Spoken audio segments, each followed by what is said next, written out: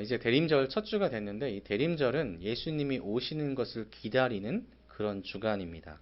그리고 이 대림절을 시작으로 해서 교회력이 시작되기 때문에 의미로는 굉장히 중요한 절기인데 사실 그렇게까지 지금 대림절, 이 날이 무엇일까? 내가 이 대림절 가운데 무엇을 해야 될까라고 고민을 해본 적은 그렇게 많이 없었던 것 같습니다. 왜냐하면 크리스마스에 모든 초점이 맞춰 있었거든요. 그렇지만 예수님을 기다리는 성도의 그 삶이 어떠한 의미가 있는지 우리가 이 대림절 기간 가운데 좀 생각을 해봤으면 좋겠습니다. 구약의 성도들은 예수님을 기다리고 있었습니다. 그러니까 진짜로는 메시아를 기다리고 있었죠. 근데 이 메시아의 기다림은 어떠한 의미가 있었냐면 구약의 기다림은 이 나라를 외세로부터 물리쳐줄 구원자를 의미합니다.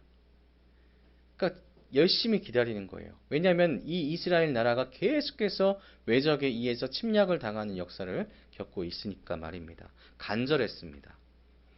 또 신약시대의 이후에 예수님께서 오신 이후에 성도들은 예수님을 왜 기다리고 있을까요? 그것은 예수님이 오실 때에 우리가 지금 이 육신의 어려움과 이 세상의 정욕을 내어놓고 하나님의 나라, 천국에서 하나님과 영원한 기쁨을 누릴 수 있기 때문에 예수님을 기다리고 있는 것이죠. 그런데 분명한 것은 무엇이냐면 구약의 때도 그랬고 신약의 때도 그랬고 지금 우리가 살고 있는 말세에도 마찬가지 기다린다라는 것은 정말로 어렵다라는 것입니다. 이 기다림, 예수님께서 오시기를 바라면서 성도가 기다리는 것, 어떻게 보면은 당연하게 기다려야지 라고 말할 수 있겠지만은 중요한 것은 무엇입니까? 예수님께서 언제 오신다라고 말씀하지 않으셨다는 겁니다. 그 누구도 예수님이 오실 날짜를 모릅니다. 그렇기 때문에 우리의 기다림에는 한정이 없는 겁니다. 내가 육신의 몸을 벗어 던지고 또 이 땅에 묻혀질 때까지 예수님이 안 오시면 나는 그냥 묻히는 거예요. 그리고 그 상황에서 기다리게 되는 건데 그러다 보니까 우리가 성도로서의 삶을 살아갈 때 예수님께서 다시 오심을 기다리는 이 간절한 마음이 계속해서 깎여나가고 부셔지고 각각 그 모든 상황 가운데 자꾸만 가려진다는 거죠. 그래서 끝까지 지켜내기가 어렵습니다. 정확하게는 내 힘으로 내 신앙을 지켜나가는 것, 이것은 불가능하다라는 것입니다. 될 수 없는 것입니다. 우리 능력 밖이라는 거죠. 그러나 하나님께서는 분명하게 약속하신 것이 무엇이냐면 믿음을 가진 자는 구원을 받는다는 겁니다. 믿음을 가진 자가 구원을 받는다는 것은 그 믿음을 지킬 수 있다라는 거죠. 그런데 방금 말씀드린 것처럼 내 힘으로는 믿음을 지켜나갈 수가 없다라는 겁니다. 그렇다는 것은 우리에게 하나님께서 도움을 주신다라는 거죠. 그 도움, 바로 성령님이십니다. 사랑하는 성도 여러분, 예수 그리스도를 통한 구원의 길, 우리는 끝까지 걸어갈 것입니다. 아멘이시죠? 그리고 저 천국에 들어가 영원한 행복을 누리실 것입니다. 아멘이시죠? 그런데 내 힘으로는 안 된다고요. 성령님이 필요합니다. 이젠 조금 더 실제적인 이야기를 드리자면 우리 현재 모습을 보면 이제 2000년 전에 예수님께서 오셔서 십자가의 달려 돌아가심으로 인해서 그 피로 우리는 의롭다함을 얻었습니다. 그리고 그 은혜를 기억하면서 우리는 지금도 예수님의 탄생을 기념하면서 기다리죠. 12월 25일을 정말 어렸을 때는 간절한 마음으로 기다렸습니다. 예수님이 오신 날이야. 정말로 고마운 날이야. 즐거운 날이야. 행복한 날이야. 라고 기다리고 있었는데 그 기다림, 우리 성도 여러분 잘 유지되고 계신가요?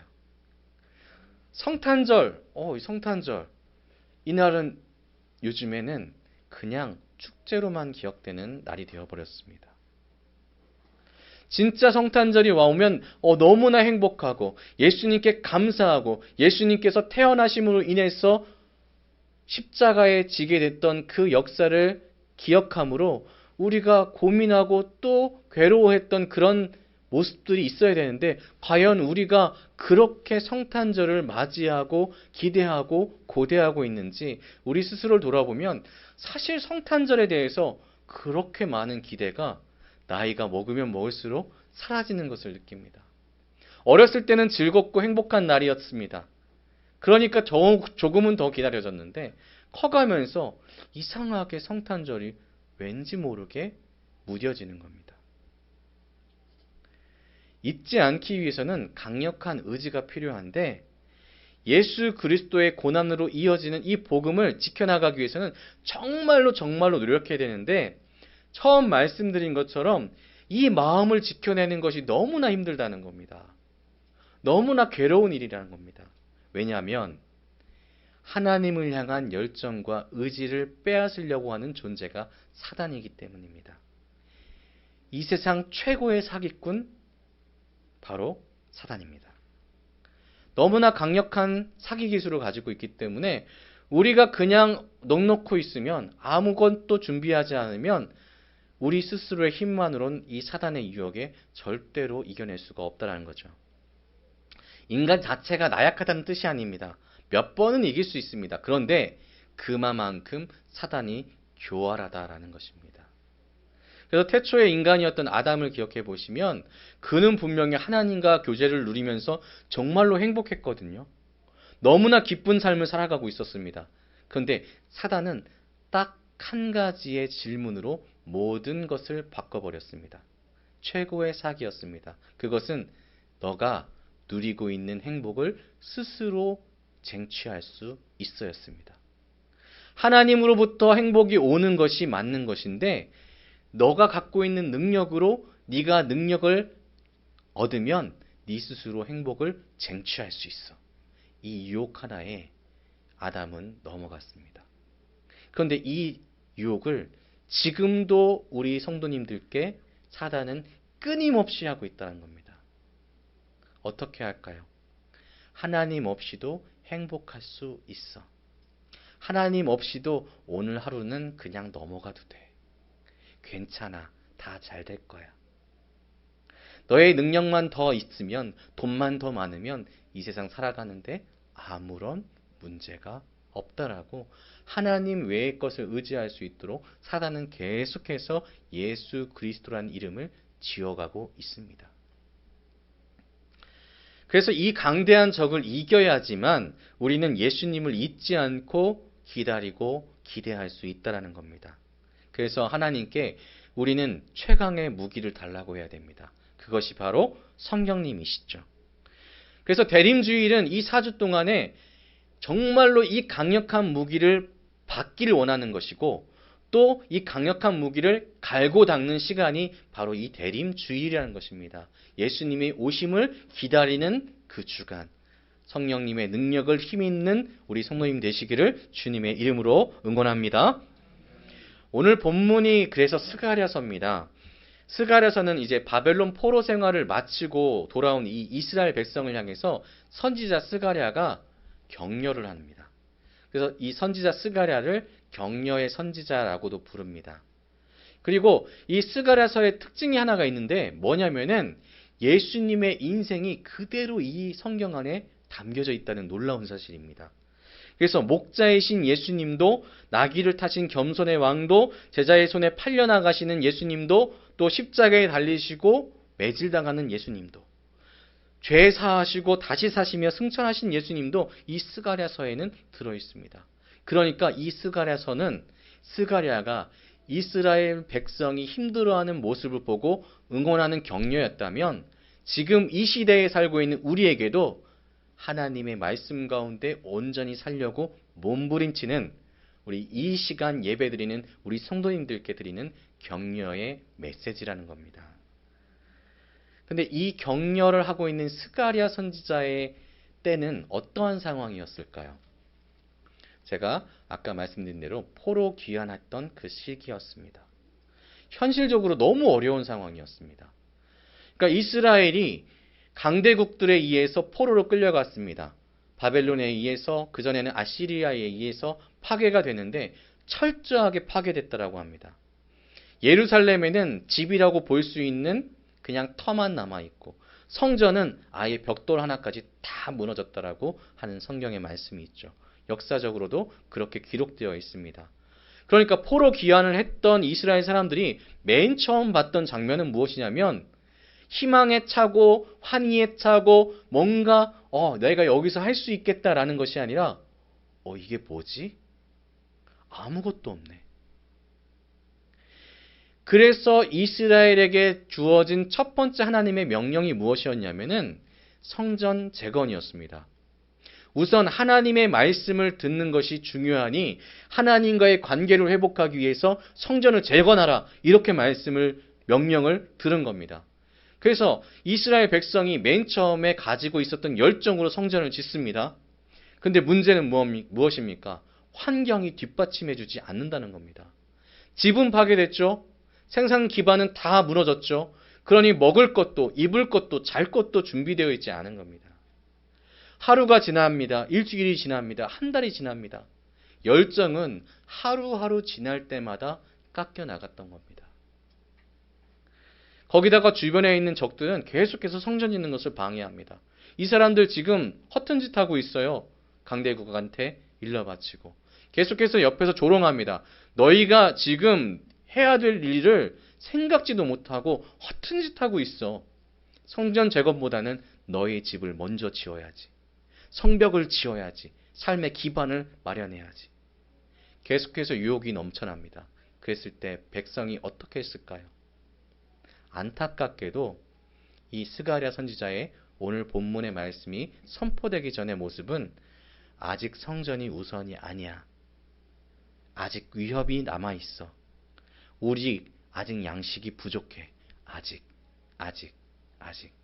성전을 지을 때가 아니라고 생각하면서 판단하면서 결정하면서 성전 건축을 멈춰버렸습니다. 너무 필요하고 마음이 아프니까 성전 재건은 중요하긴 한데 지금 마음이 꺾이니 진행될 수가 없는 거죠. 이 주저앉기 직전에 있었던 하나님의 뜻과 반대의 길로 가려고 했던 이 백성들에게 스가랴 선지자는 이렇게 고백합니다. 오늘 본문 6절입니다. 제가 읽어드릴게요. 그가 내게 대답하여 이르되 여호와께서 스룹바벨에게 하신 말씀이 이러하니라. 만군의 여호와께서 말씀하시되 이는 힘으로 되지 아니하며 능력으로 되지 아니하고 오직 나의 영으로 되느니라. 아멘. 힘으로도 되지 않습니다. 백성들의 힘으로 되지 않습니다. 성도의 힘으로 되는 거 아닙니다. 능력으로도 되지 않습니다. 백성의 힘, 성도의 힘으로, 능력으로 일이 이루어지는 것이 아니라는 겁니다. 오직 하나님의 영인 성령님의 힘이 함께할 때에 성도의 삶은 앞으로 전진할 수 있고 성장할 수 있고 자랄 수 있고 하나님이 주신 사명을 감당할 수 있다라는 하나님의 도움의 격려의 메시지가 선포된 것입니다. 우리가 복음을 가지고 살아가고 있지만 사실 이것이 내 일만은 아닙니다. 그렇죠. 하나님의 일도 된다는 것입니다.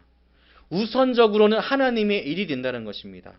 하나님의 일은 육적인 힘으로 되는 것이 아니라 하나님이 주시는 능력으로 가능하다라는 것을 오늘 말씀은 우리에게 말씀하고 있습니다. 성령님이 우리에게는 필요합니다. 그럼 성령님이 어떤 분이시냐 하면 안 되는 것을 가능케 하시는 전지전능한 하나님이십니다. 성령님은 우리가 지킬 수 없는 믿음을 지킬 수 있는 능력을 주실 수 있는 도움을 주시는 분이십니다. 보혜사시죠.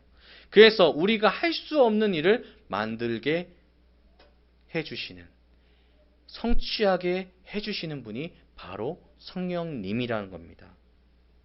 그래서 여러분께 지금 한 가지 질문, 여러 가지 질문이 있는데요. 이것 질문들을 드리려고 합니다. 어떤 거냐면 한번 마음속으로 한번 생각을 해보십시오. 하나님은 모든 것을 하실 수 있는 분이시다. 믿으시나요? 하나님은 모든 것을 아시는 분이시다. 믿으십니까? 하나님은 나의 생명이 되시고 나를 구원하신다. 믿으시나요? 나의 나 된 것은 오로지 나의 은혜다. 믿고 계십니까?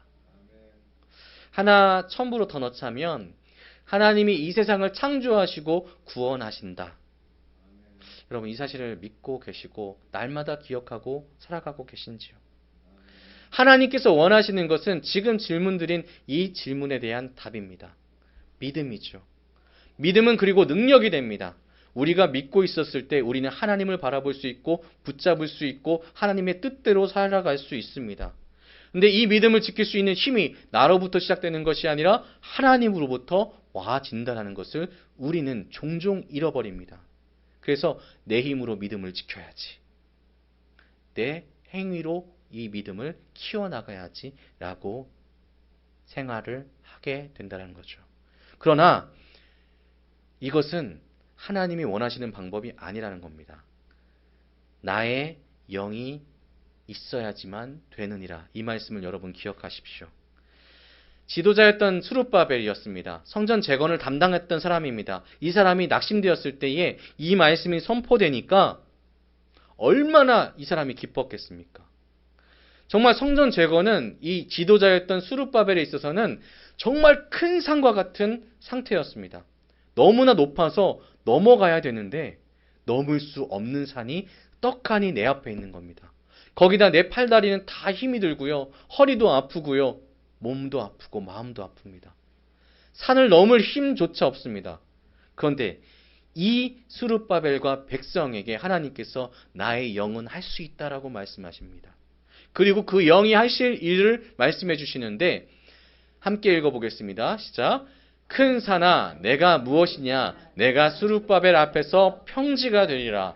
그가 머릿돌을 내놓을 때에 무리가 외치기를 은총이 그에게 있을지어다 하리라 하셨고. 아멘.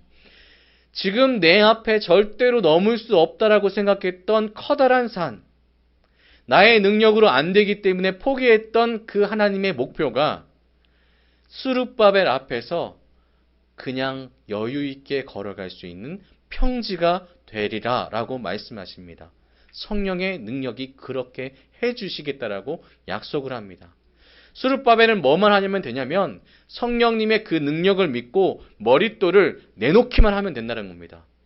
머릿돌을 내놨을 때에 그 뒤에 있는 것들은 성령을 의지했을 때는 하나님의 은혜로 은총으로 그 모든 것이 이루어지리라 라는 것이 이 스룹바벨과 백성에게 주어진 하나님의 약속이고 말씀이었습니다. 그리고 이 말씀은 지금 여기 계신 우리 성도님의 삶 가운데 내 신앙을 지켜나가는 데 있어서 커다란 산으로 다가오는 어떠한 문제가 있었을 때에 그 문제를 내 힘이 아닌 성령님의 힘으로 의지하여 나갔을 때에 내가 봤을 땐 그 큰 산이 성령님이 봤을 땐 그냥 아무것도 없는 걷기 좋은 평지일 뿐이라는 것을 말씀하고 있다라는 것입니다. 성령님이 우리의 힘입니다. 우리의 신앙을 지킬 수 있는 유일한 힘, 그것은 바로 성령님의 능력이라는 거죠. 그러면 우리 사랑하는 성도 여러분, 성령님을 바라봐야 되겠죠. 성령님을 구해야 됩니다. 하나님께 기도해야 됩니다. 하나님, 내게 있어서 어려움이 있고 내 마음이 하나님께로 다가가지 못하고 있습니다. 성령님의 능력을 부어주십시오. 이 기도가 우리한테 있어서는 정말로 중요하다는 겁니다. 그렇다면 성령님의 힘은 어떠한 능력의 발휘로 우리를 믿음을 유지할 수 있도록 도와줄 수 있을까요? 그것은 첫 번째는 하나님을 바라볼 수 있도록 우리를 이끄십니다. 우리가 바라보는 시선은 우리의 걸음걸이를 좌지우지합니다. 그래서 만약에 제가 이 앞으로 전진해야 되는데 고개를 이렇게 딱 꺾고 앞으로 걸어간다면 어떻게 되겠습니까? 당연히 실험을 해보면 이쪽 방향으로 틀어지게 됩니다. 옛날에 그 소가 그 뒤에 그 삽을 꽂고 그 다음에 그걸 잡고 앞에 있는 그 고랑을 파고 나가는 그런 장면들이 있었죠. 저 어렸을 때는 제가 그 장면을 본 적은 없지만 교과서에는 실려 있었었는데 그때 선생님이 뭐라고 말씀하시냐면 그 고랑을 파는 쟁기를 잡은 사람이 저 멀리에 있는 한 점을 정확하게 바라봤을 때는 고랑이 삐뚤빼뚤하지 않고 일자로 갈 수 있다. 그런데 이 쟁기를 잡은 사람이 이거 봤다 저거 봤다 하면은 고랑은 계속해서 흔들릴 수밖에 없다라고 이야기합니다. 그러니까 우리는 날마다 하나님을 바라봐야 되는 그러한 성도인데 우리는 자꾸만 사단의 유혹에 있어서 이리 봤다 저리 봤다 할 수밖에 없는 힘이 없습니다. 근데 누가 도와주신다고요? 성령님이 하나님을 온전하게 바라보고 하나님을 향하여서 바른 방향으로, 천국을 향하여서 바른 방향으로 나갈 수 있는 힘을 주신다라는 겁니다. 이집트를 나섰던 모세가 있었습니다. 모세가 백성들을 이끌고 이제 이집트를 나왔죠. 맨 처음에는 그냥 평지 가운데 열심히 걸어가고 있었습니다.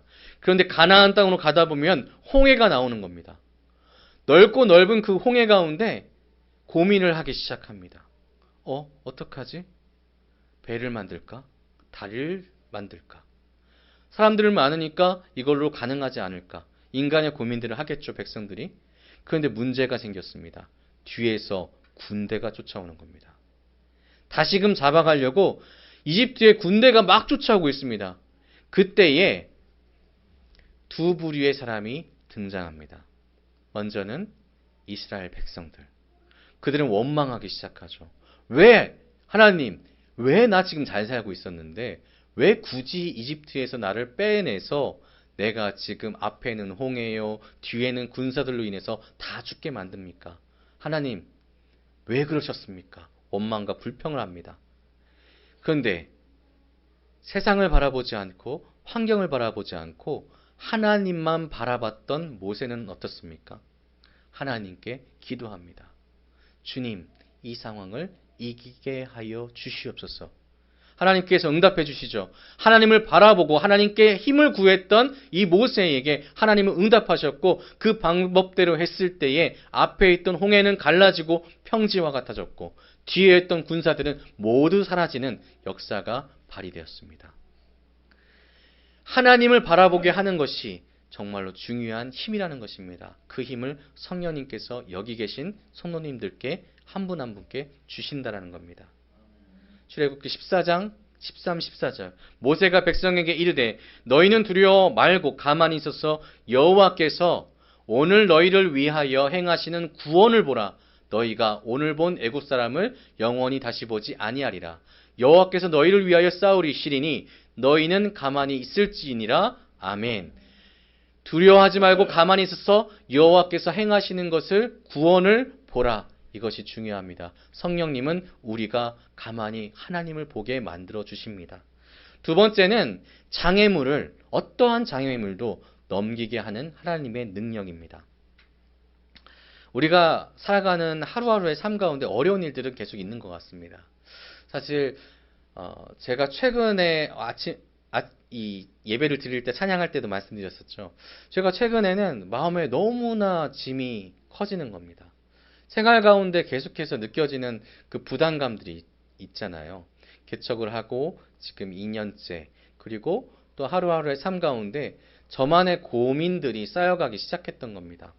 사실 하나님한테 의지하고 또 평소에는 충족되었다라고 생각했던 저의 삶이 어느 한순간에 훅 하고 깔아지는데 이거 걷잡을 수가 없더라고요.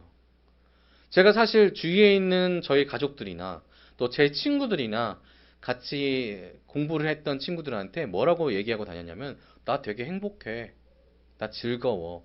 지금 나는 뭐 일을 하는 것도 좋고 그리고 사역하는 것도 좋고 지금 어떠한 상황도 지금 다 좋아라고 말했던 것이 불과 한 15, 20일 전이었습니다. 근데 한 15일 전부터 갑자기 마음이 너무나 깔아지는 거죠. 너무나 슬퍼지는 겁니다. 왜였을까요? 그것은 제가 어느 순간에 하나님을 바라보지 않더라고요. 어느 순간에 내가 지금 조금만 더 일해도 조금 애들한테 풍족하게 해줄 수 있을 것 같은데 내가 조금 더 욕심을 부리면 내 삶이 조금 더 나아질 수 있을 것 같은데 그런 마음이 갑자기 드는 거예요.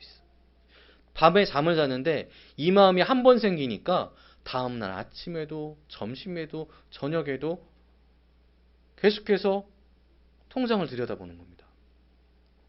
실제로 제가 열흘간은 그랬어요. 열흘간 통장을 들어보면서 내가 지금 이걸 어떻게 수습하지? 정말 고민 많이 했습니다. 그러면서 깔아지는 거예요. 그러다가 제가 한 5일 전에 갑자기 또 누워있는데 갑자기 내가 왜 하나님한테 기도하고 있지 않지? 그러니까 한 10일 동안을 기도를 제대로 못하고 있는 겁니다. 왜 그런지도 모르는 상황 가운데. 그래서 기도를 시작했습니다. 하나님, 주신다 했잖아요. 하나님, 사명 감당하라 했잖아요. 아니, 기어코 일반 회사 다니려고, 열심히 기계공학 배워놓고 해놓고 나서 왜 갑자기 나를 불러가지고 이렇게 했을 때는 책임져 준다고 했으니까 제가 예스 한 거 아닙니까? 왜 내가 또 이렇게 고민하게 하십니까? 하나님, 좀 도와주십시오. 그랬는데, 진짜 놀랍게도 하나님께서 상황이 바뀐 건 아닙니다. 바뀌진 않았더라도 제 마음을 바꾸시더라고요. 아니, 여태까지 그렇게 살아왔으면서 뭘 또 그러냐. 내가 지금 인도하는 대로 경험한 게 몇 번인데 아직도 나를 못 믿느냐 이겁니다. 부족하면 채워줄 거고 또 내가 낙심할 때는 이렇게 세워줄 건데 나만 찾으면 되는데 왜 자꾸 딴 생각하느냐라고 말씀해 주시는 거였죠. 그래서 한 3일 전부터는 회복하고 또 즐겁게 일하고 있습니다. 하나님께서 주시는 그 말씀들을 계속해서 들어야 되는데 문제는 뭡니까? 장애물은 계속된다는 겁니다. 우리가 이 삶을 살아갈 때에 사단은 쉬지 않는다는 겁니다. 사단은 끊임없이 장애물 하나씩 우리 앞에 던져놓는다는 겁니다. 제 힘만으로도 넘을 수 있을 때가 있습니다. 이거는 어느 방법으로 어떤 형식으로 어떻게 하면은 넘어갈 수 있어. 저거는 저렇게 할 수 있어. 이렇게 판단을 할 수도 있는 경우도 있습니다. 하지만 장애물이 계속되면 사람은 지쳐 쓰러질 수밖에 없다는 겁니다. 그래서 우리의 힘만으로 안 되기에 성령님의 힘이 필요하다는 겁니다. 사도행전 1장 8절은 이렇게 말씀합니다. 오직 성령이 너희에게 임하시면 너희가 권능을 받고 예루살렘과 온 유대와 사마리아와 땅끝까지 이르러 내 증인이 되리라 하시니라. 아멘. 성령이 우리에게 임하시면요 권능을 얻을 수 있습니다. 그리고 나서 무엇이 시작되냐면은 땅끝이라는 건 무엇입니까? 이 세상의 복음이 모두가 전해지고 그리고 예수 그리스도께서 오시는 그날까지 내가 그리스도의 복음의 증언자가 된다는 겁니다. 내가 믿음을 지켜내는 것을 이야기하는 겁니다. 어떠한 장애물이 있다고 하더라도 그것에 무너지지 않는 것을 말씀하고 있는 겁니다. 바울의 삶을 기억하시기 바랍니다. 바울은 수십 번 맞고 옥에 갇히고 죽을 뻔한 일이 여러 번 있으나 그는 끝까지 주를 향한 믿음을 지켜나갔습니다. 왜 그랬을까요? 성령이 그에게 임했기 때문입니다. 성령이 그에게 능력을 주셨기 때문입니다. 그렇기 때문에 우리 성령과 함께할 때 장애물은 장애물이 아닌 걸로 우리는 그렇게 생각하면서 담대하게 나갈 수 있습니다. 이 용기가 우리 사랑하는 모든 성도님들께 있기를 주님의 이름으로 축복합니다. 세 번째는 믿음을 지키는 힘입니다. 좀 비슷한 내용이죠. 하나님께서 주신 믿음은 날마다 계속해서 자라나야 됩니다. 우리가 함께 자라가기 프로젝트를 하고 있지만 믿음은 그냥 후퇴라는 것이 있으면 안 되는 겁니다. 믿음은 정체는 있을 수 있습니다. 하지만 자라나는 단계가 필요하다는 겁니다. 왜? 믿음이 있어야지만 구원받기 때문입니다. 우리가 믿음을 끝까지 지켜나가야지만 진짜 하나님이 택한 백성으로 증명할 수 있기 때문입니다. 그래서 믿음 지키는 것이 필요하죠. 믿음이 없으면 성도라고 할 수 없기 때문입니다. 믿음이 없으면 하나님의 백성이라고 할 수 없기 때문입니다. 그래서 우리 사랑하는 성도 여러분, 날마다 믿음 지키시기를 응원합니다. 로마서 10장 17절에는 믿음은 들음에서 난다라고 했습니다. 무엇을 들음으로 인해서 믿음이 강건하여지고 세워지느냐? 그것은 그리스도의 말씀이라고 했습니다. 성령님은 어떤 능력이 있으시냐면 하나님의 말씀을 여러분에게 들려주는 능력이 있습니다. 성령님과 함께 있을 때는 하나님과의 주파수가 맞아집니다. 채널이 맞아져서 하나님께서 내게 어떤 뜻이 있는지를 알 수 있습니다. 하나님은 그것을 이어주시는 분이기 때문입니다. 그런데 성령님과 함께하지 않으면 우리는 어느새 하나님께서 내게 원하시는 삶이 무엇인지 잊어버리기 시작합니다. 그래서 하나님이 원하셨던 삶을 살아가다가도 가끔씩 계속해서 죄를 짓는 겁니다. 그래서 성령님이 능력이 필요합니다. 오늘 스룹바벨도 스가랴를 통해서 하나님의 말씀을 듣죠. 하나님의 말씀을 듣자 그가 힘이 생겨서 성전을 지은 것입니다. 말씀에는 능이 있는데 그 능을 전해주시는 이가 바로 성령님이십니다. 히브리서 한 절을 제가 찾아서 보여드리도록 하겠습니다. 우리 한번 같이 읽어보길 소망하는데요. 함께 읽어보겠습니다. 시작. 나의 의인은 믿음으로 말미암아 살리라. 또한 뒤로 물러가면 내 마음이 그를 기뻐하지 아니하리라 하셨느니라. 아멘. 성령님께서는 지금 우리에게 말씀하고 있는 겁니다. 나는 내가 택한 백성의 믿음을 후퇴하게 하는 자가 아니다. 나는 내가 택한 나의 사랑하는 자녀들이 앞으로 나아갈 수 있는 힘을 준비해 놓은 하나님이다. 성령님께서 준비되어 있습니다. 여러분들을 위하여서 힘을 주시기 위하여. 그러니 우리는 구하면 됩니다. 힘을 구하십시오. 대림절 기간 가운데 한 걸음 한 걸음 나갔으면 좋겠습니다.